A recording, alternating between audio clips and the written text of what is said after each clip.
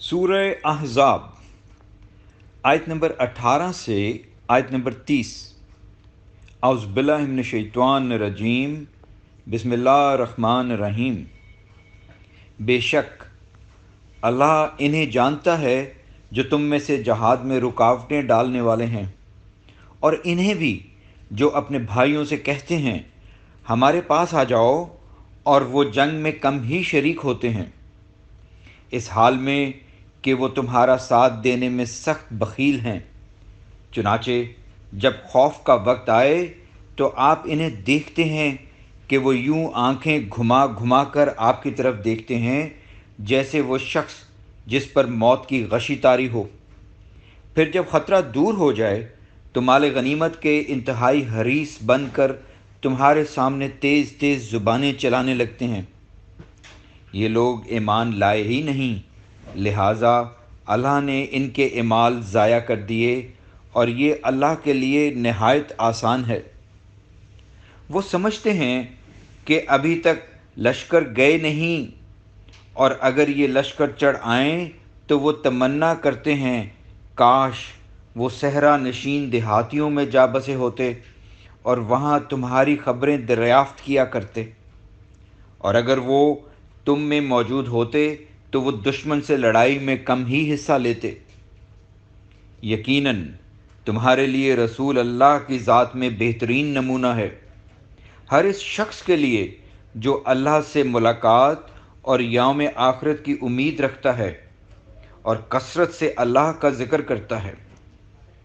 اور مومنوں نے جب لشکر دیکھے تو کہا یہ تو وہی ہے جس کا اللہ اور اس کے رسول نے ہم سے وعدہ کیا تھا، اور اللہ اور اس کے رسول نے سچ کہا تھا، اور اس چیز نے ان کے ایمان اور فرما برداری کو اور زیادہ کر دیا۔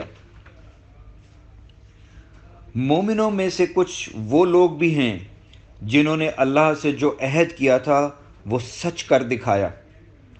چنانچہ ان میں سے بعض نے اپنا عہد پورا کیا، شہادت پا گئے، اور ان میں سے بعض منتظر ہیں اور انہوں نے عہد میں کوئی تبدیلی نہیں کی، تاکہ اللہ سچوں کو ان کی سچائی کی جزا دے، اور منافقوں کو اگر چاہے تو عذاب دے یا ان کی توبہ قبول فرمائے۔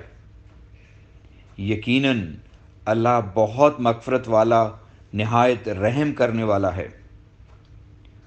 اور غزوہ احزاب میں اللہ نے کافروں کو ان کے ناکامی کے غصے میں لوٹا دیا، وہ کوئی فائدہ حاصل نہ کر سکے، اور اس لڑائی میں اللہ مومنوں کے لیے کافی ہو گیا، اور اللہ بڑی قوت والا، نہایت غالب ہے۔ اور اہل کتاب میں سے جن لوگوں نے کافروں کی مدد کی تھی، انہیں اللہ نے ان کے قلعوں سے اتارا اور ان کے دلوں میں رعب ڈال دیا۔ تم ان بنو قریظہ کے ایک گروہ کو قتل کر رہے تھے اور دوسرے گروہ کو قیدی بنا رہے تھے، اور اللہ نے تمہیں ان کی زمینوں، ان کے گھروں، ان کے اموال اور اس زمین کا وارث بنا دیا جسے تمہارے قدموں نے روندا نہیں تھا، اور اللہ ہر شے پر خوب قادر ہے۔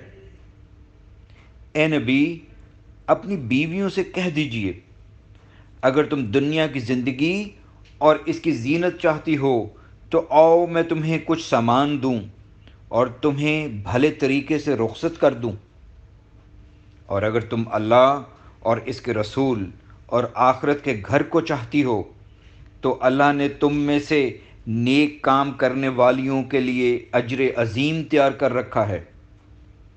اے نبی کی بیویوں، تم میں سے جو کوئی کھلی بے حیائی کا ارتکاب کرے اسے دوہرا عذاب دیا جائے گا، اور اللہ کے لیے یہ نہایت آسان ہے۔ الحمدللہ۔